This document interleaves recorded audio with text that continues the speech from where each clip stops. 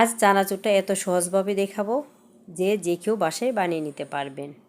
চানাচুরটা খেতে এতই মজা হবে যে মামাদের মতোই হয়ে যাবে ইনশাআল্লাহ। আসসালামু আলাইকুম দর্শক, আমি তাজমিন কিচেনে আপনাদের স্বাগতম। কেমন আছেন সবাই? আশা করি সবাই ভালো আছেন। আমিও আলহামদুলিল্লাহ ভালো আছি। তো চানাচুর বানানোর জন্য এখানে আমি 2 কাপ বেসন নিয়ে নিলাম। এখানে মেজারমেন্ট কাপ দিয়ে আমি 2 কাপ বেসন দিয়ে দিয়েছি। বেসনটা দেওয়ার পর এখন আমি এখানে কিছু মশলা অ্যাড করে দিব। এখানে দিয়ে দিব ঝালের জন্য সামান্য মরিচ গুঁড়া, আর দিয়ে দিব অল্প একটু হলুদ গুঁড়া, এতে করে কালারটা সুন্দর আসবে। আর দিয়ে দিব স্বাদের জন্য লবণ। ঝালটা চাইলে আপনারা আরেকটু বাড়িয়েও দিতে পারেন যদি ঝালটা আপনারা বেশি পছন্দ করেন।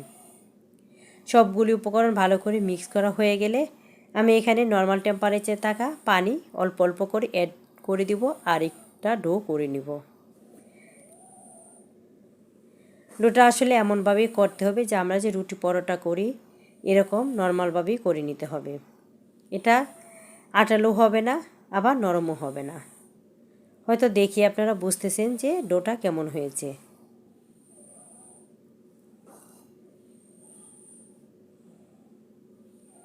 ডোটা মাখানো হয়ে গেলে এখানে আমি 1/3 কাপ রান্নার তেল দিয়ে দিয়েছি।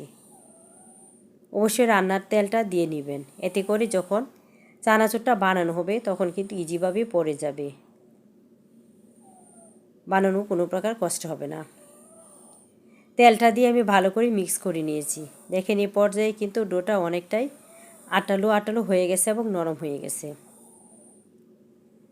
এখন আমি চলে যাব চানাচুরগুলো ভাজার জন্য। এখানে আমি একটা পাতিল বসিয়ে এখন আমি পর্যাপ্ত পরিমাণ তেল দিয়ে দিয়েছি।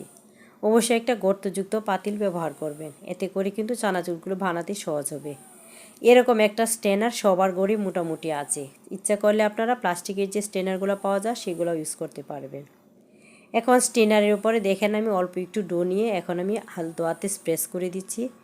আর এটা কিন্তু নিচে দিয়ে চানাচুর হয়ে পড়ে যাচ্ছে। আমি কিন্তু তেলটা গরম হওয়ার পর চুলাটা বন্ধ করে দিয়েছি, না হলে কিন্তু হাতে এটা ধোয়া লাগবে, চানাচুরটা পারফেক্টলি বানানো যাবে না। তো অবশ্যই যখন চানাচুরটা বানাবেন তখন তেলটা গরম হওয়ার পর চুলাটা বন্ধ করে দিবেন। পারলে আপনারা চুলা থেকে নামিয়েও কাজটা করে নিতে পারেন। আমি আপনাদেরকে একটু দেখিয়ে দিলাম যে কতটুকু আমার বানানো হয়েছে। আবার আমি একটু দিয়ে দিচ্ছি।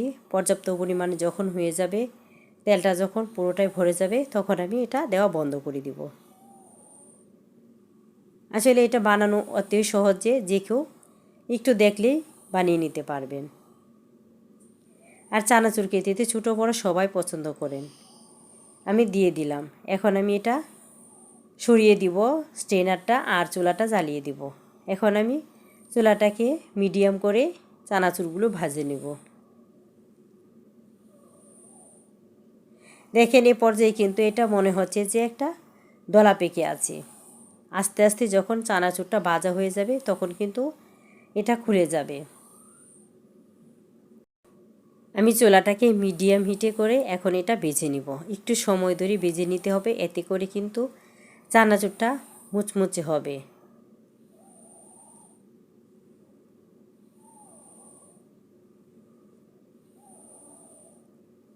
এভাবে আপনারা হাতে যদি 15-20 মিনিটের মতো সময় থাকে তাহলে কিন্তু চানাচুরটা নিজেরাই বাসায় বানিয়ে নিতে পারবেন। স্বাস্থ্যকর একটা চানাচুর বাসায় এভাবে বানিয়ে নিয়ে কৌটায় ভরে রেখে দিতে পারবেন। যখন ইচ্ছা হবে তখন খেয়ে নিতে পারবেন। এটা কিন্তু আপনারা বেশ কিছুদিন রাখতে পারবেন। এ পর্যায়ে দেখেন আমার চানাচুরটা কিন্তু কালার চলে আসছে। এখন আমি এটা নামিয়ে নিব। বেশি কালার করতে যাবেন না, এতে করে কিন্তু নামানোর পর আরও বেশি কালার হয়ে যাবে।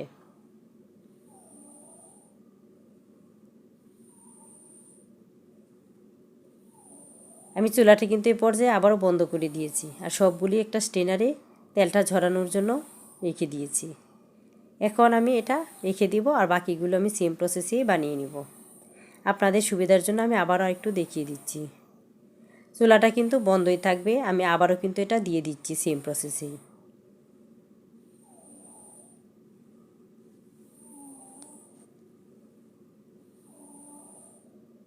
এভাবে করে আমি সবগুলি বানিয়ে নিব।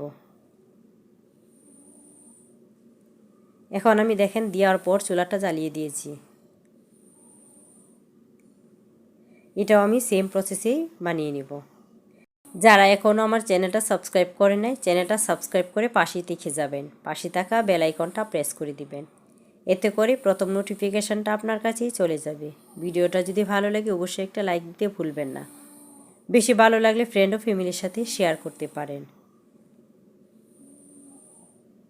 দেখেন এগুলো আমি সেম প্রসেসে ভেজে নিচ্ছি।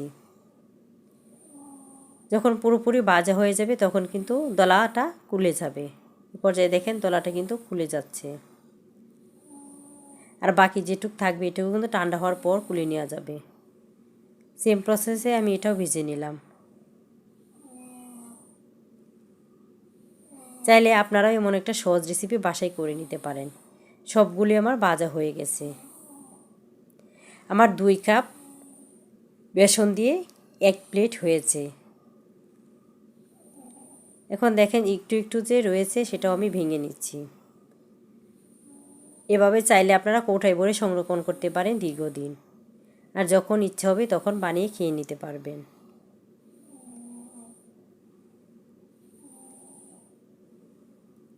আমি একটু আপনাদেরকে মামাদের মতো চানাচুরটা বানিয়েও দেখাবো। যদি হাতে কয়েক মিনিট সময় থাকে তাহলে যদি আমরা একটা চানাচুর বানিয়ে নিতে পারি তাহলে আর বাজার থেকে কিনে আনার কি দরকার। এখন আমি দেখেন এখানে বেশ কিছুটা মশলা কেটে নিয়েছি। এখানে আমি নিয়েছি কিছুটা লেবুর খোসা, নিয়েছি বিট লবণ, সাদা লবণ, নিয়েছি কাঁচামরিচ, টমেটো, শসা কুচি আর নিয়েছি পেঁয়াজ কুচি।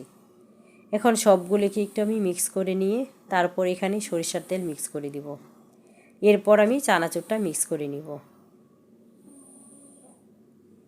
দেখলেন তো কত সহজেই আমার চানাচুরটা হয়ে গেল। আশা করি রেসিপিটা আপনাদের কাছে ভালো লেগেছে। আর ভালো লাগলে অবশ্যই পর্যায়ে এসে একটা লাইক দিতে ভুলবেন না। আর যারা লাইক দিয়ে দিয়েছেন তাদেরকে জানাই অসংখ্য অসংখ্য ধন্যবাদ। এখন দেখেন আমি সরিষার তেলটা দিয়ে দিলাম আর এখন চানাচুরটা দিয়ে আমি মাখিয়ে নেব আর একটু খেয়েও ফেলবো, আপনাদেরকে একটু দেখিয়ে দিব যে কত মজার চানাচুর।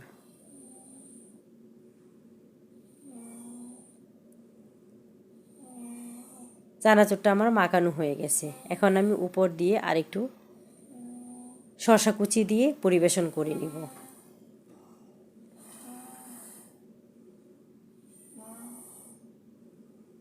এখন আমি একটু উপর দিয়ে ডেকোরেশনের জন্য শসা কুচি দিয়ে দিলাম।